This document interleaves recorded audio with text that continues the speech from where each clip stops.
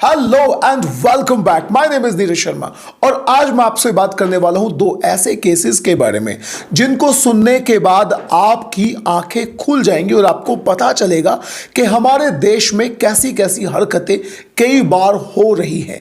तो सबसे पहला केस जिसमें एक टीचर अपनी स्टूडेंट का यानी 11वीं क्लास की स्टूडेंट का रेप करके उसकी हत्या कर डालता है, यानी अपनी ही स्टूडेंट को मारकर सबसे पहले उसके साथ रेप करता है और वो उसकी हत्या कर डालता है। लेकिन जो दूसरा केस है वो एक ऐसा केस है जिसमें एक लड़की तांत्रिक के जाल में इस अंदाज में फंसती है कि अपनी इज्जत और अपना बहुत सारा पैसा गंवा बैठती है।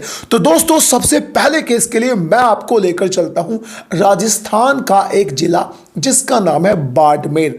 उसी बाड़मेर जिले में एक जगह पड़ती है जिसका नाम है बाखासार और उसी बाखासार थाना में एक घर में एक लड़की जो 11वीं क्लास की स्टूडेंट थी, उसके घर वाले शनिवार की रात को यानी शनिवार की शाम को किसी काम से बाहर गए हुए थे शनिवार में, और जब वो शनिवार की शाम को अपने घर वापस आते हैं तो वो अपनी लड़की के नाम को बुलाकर उसे पुकारते हैं, उसके नाम से उसको पुकारते हैं। लेकिन बहुत देर तक चिल्लाने के बावजूद भी वो लड़की उनके सामने नहीं आती। अब वो उस लड़की के लिए परिवार के कई सारे लोगों से पूछते हैं लेकिन कोई भी उसके बारे में कुछ भी नहीं बता पाता। वो बाहर जाते हैं और वो पूरी तरह से घबरा चुके थे। कई सारे पड़ोसियों से बातचीत करते हैं लेकिन उस लड़की का कहीं भी सुराग नहीं मिलता। अब घर वाले अपने घर में रखी हुई एक टंकी के पास जाते हैं और टंकी के आसपास उन्हें लगता है कि किसी अंदाज में कोई ना कोई उथल पुथल है। अब जैसे ही वो टंकी के पास जाते हैं तो वो देखते हैं कि उस टंकी के अंदर उनकी उसी लाडली बेटी की डेड बॉडी पड़ी हुई है।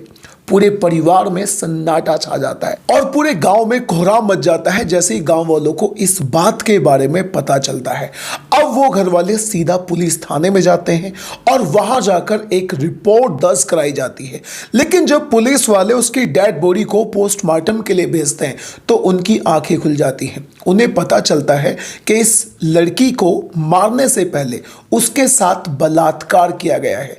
जैसे इस बात का पता गांव वालों को चलता है तो पूरे गांव में आक्रोश फैल जाता है।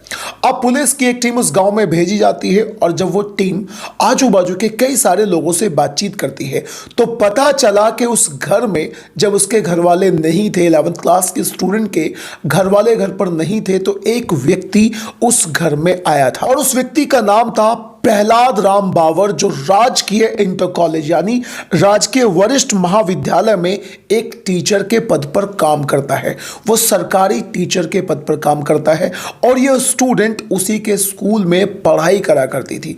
और वो जो टीचर है पास के गांव का रहने वाला है जिस गांव का नाम है छोटा हाथला, वो वहीं का रहने वाला है। शनिवार को जब उसे पता चलता है कि उस लड़की के घर वाले घर पर नहीं हैं तो वो मौका पाकर उसके घर में घुस जाता है। शुरुआत में वो लड़की को पढ़ाने का नाटक करता है और धीरे धीरे उसका हाथ पकड़ के उसके साथ जबरदस्ती करना शुरू कर देता है। जब लड़की चिल्लाने की कोशिश करती है तो वो कैसे भी करके उस पर टूट पड़ता है, उसे दबोच लेता है, उसके साथ रेप करता है और गला घोट कर उसकी हत्या कर डालता है। हत्या करने के बाद में वो उस लड़की की डेड बॉडी को छुपाने के मकसद से पास में ही पड़ी एक टंकी में उसकी डेड बॉडी को डाल देता है और वहां से फरार हो जाता है। अब पुलिस वाले उसे ढूंढने की भरपूर कोशिश कर रहे हैं।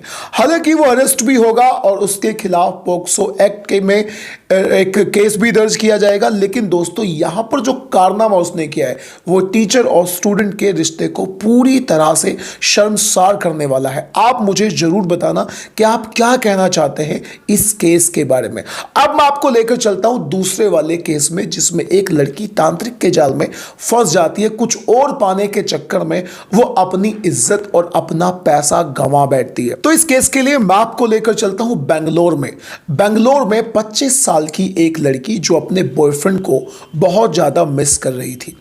उसके बॉयफ्रेंड से उसका रिलेशनशिप काफी दिन तक चला था लेकिन अब उसका बॉयफ्रेंड उससे दूर जा चुका था और वो रात दिन उसी के बारे में सोचा करती थी। कहीं ना कहीं उसके दिमाग में यह ख्याल आ रहा था मैं वो हर काम कर सकती हूं जो मेरे बॉयफ्रेंड को मेरे नजदीक लेकर आएगा। इसी चाहत में उसकी मुलाकात फेसबुक पर अहमद नाम के एक तांत्रिक से होती है। वो उस अहमद नाम के तांत्रिक का फ़ोन नंबर फेसबुक से लेती है और उसे फ़ोन मिला डालती है। जब वो अहमद से बातचीत करती है तो अहमद उससे बोलता है कि मैं तुम्हारे साथ एक ऐसा कारनामा करूंगा, एक ऐसा जादू टोना करूंगा कि तुम्हारा जो बॉयफ्रेंड है वो पागलों की तरह तुम्हारे पीछे दौड़ा चला आएगा। वो 25 साल की लड़की कहीं ना कहीं इसी बात का, इस तरह की ही बात का इंतजार कर रही थी और वो उसकी बातों में आ जाती है और वो तांत्रिक उससे 501 रुपए की शुरुआत में डिमांड करता है। वो लड़की अपने बॉयफ्रेंड को पाने की चाहत में पूरी तरह से पागल थी और 501 रुपया उस व्यक्ति को डोनेट कर देती है। उसके एक खाते में, जो उसने खाता बताया, उस खाते में ट्रांसफर कर देती है। वो तांत्रिक उस लड़की से बोलता है कि तुम्हारे परिवार वालों पर एक अंदाज में काला जादू किया हुआ है किसी ने, और मैं उस काले जादू के असर को खत्म करने के लिए किस अंदाज की पूजा करूंगा कि वो तुम्हारे परिवार के सारे दुख भी दूर हो जाएंगे और जो तुम्हारा बॉयफ्रेंड है वो पागलों की तरह तुम्हारे पीछे खींचा चलाएगा। अब वो 501 रुपए की डिमांड करता है। वो लड़की उसे 501 रुपए दे देती है। उसके बाद में अहमद उस 25 साल की लड़की को फोन करता है और उससे बोलता है कि मुझे तुम्हारे बॉयफ्रेंड की फ़ोटो चाहिए और तुम्हारे घर वालों की फ़ोटो चाहिए, जिनके बलबूते पर, जिनके दम पर मैं कुछ अपना जादू कर सकूं, अपना जादू कर सकूं और तुम्हारी जो मनोकामनाएं हैं उन सभी को पूरा कर सकूं। अब वो लड़की पूरी तरह से अंधी हो चुकी थी और अब वो अहमद को अपने घर वालों की फ़ोटो और अपने बॉयफ्रेंड की फ़ोटो दे देती है। जिसके बाद वो अहमद उस लड़की को फ़ोन करता है और उससे बोलता है कि अब उसे आगे का जो जादू है, आगे का जो काम है, उसे करने के लिए पूरे 2,40,000 रुपयों की जरूरत पड़ेगी और वो लड़की 2,40,000 रुपए उसके बताए हुए खाते में ट्रांसफर कर भी डालती है। जिसके बाद में अब वो तांत्रिक अलग अलग तरीके से इस लड़की को फोन करने लगा और कैसे भी करके उस लड़की से पैसे लेने लगा, लेकिन वो लड़की उसके चक्कर में फंसती चली जाती है। कहीं ना कहीं उसके दिमाग में ख्याल ये था कि ये तांत्रिक कुछ ना कुछ ऐसा जरूर करेगा कि मेरे घर वालों के सारे दुख तो दूर हो ही जाएंगे, उसका बॉयफ्रेंड भी उसके जिंदगी में वापस आ जाएगा। लेकिन फिर एक दिन उस 25 साल की लड़की के फोन पर एक वीडियो आता है। उस वीडियो को देखने के बाद वो लड़की पूरी तरह से चौंक जाती है, क्योंकि वो एक अश्लील वीडियो था और उस अश्लील वीडियो में कोई और नहीं था बल्कि वो लड़की और उसके घर वाले ही थे। अब वो उस वीडियो को सेंड करने वाले व्यक्ति को फ़ोन करती है और वो सेंड करने वाला व्यक्ति कोई और नहीं बल्कि अहमद नाम का वो तांत्रिक ही था। वो उसे फ़ोन करती है कि ये क्या है और तुमने मुझे किस तरह की वीडियो भेज दी और ये तुम मेरे साथ कर क्या रहे हो। तांत्रिक अब उससे बोलता है कि तुम्हें बहुत जल्दी इस बारे में पता चल जाएगा कि मैं तुम्हारे साथ क्या कर रहा हूं, और वो उससे पैसों की डिमांड कर देता है। अब वो उस लड़की को डराता है कि अगर तुमने मुझे पैसे नहीं दिए तो मैं इस वीडियो को सोशल मीडिया पर वायरल कर दूंगा, तुम्हारे घर वाले और तुम्हारी इज्जत का क्या होगा, अब तुम ये सोचो। कैसे भी करके दोबारा से वो लड़की उसके झांसे में आ जाती है। वो अपने बॉयफ्रेंड को जादू टोना करके पाना चाहती थी, लेकिन अब वो पूरी तरह से उस तांत्रिक के जादू में फंस चुकी थी, उसके जाल में फंस चुकी थी।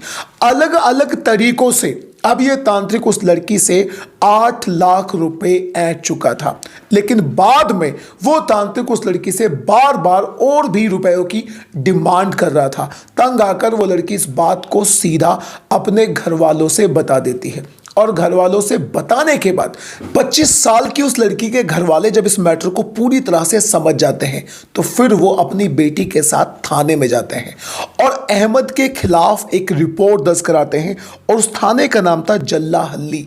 जल्ला हल्ली थाने में जाकर वो पूरा मैटर पुलिस वालों को समझाते हैं और अहमद यानी बाबा अहमद के एक सहयोगी, उसका एक हेल्पर था जिसका नाम था लियाकतुल्ला, और उसी लियाकतुल्ला के खाते में उस अहमद ने लाखों रुपए का ट्रांजैक्शन कराया था, यानी उसी के खाते में वो पैसों को ट्रांसफर कराया करता था। यानी बॉयफ्रेंड को वापस पाने की चाहत में वो लड़की अपनी इज्जत भी उतरवा बैठी और साथ ही साथ अपना लाखों रुपया भी डुबा बैठी। अब इन दोनों ही केसेस के बारे में आप जो कुछ भी कहना चाहते हैं अपनी राय कमेंट बॉक्स में जरूर बताइएगा। और दोस्तों, अगर आपको क्राइम स्टोरी सुनना अच्छा लगता है तो do subscribe to this channel.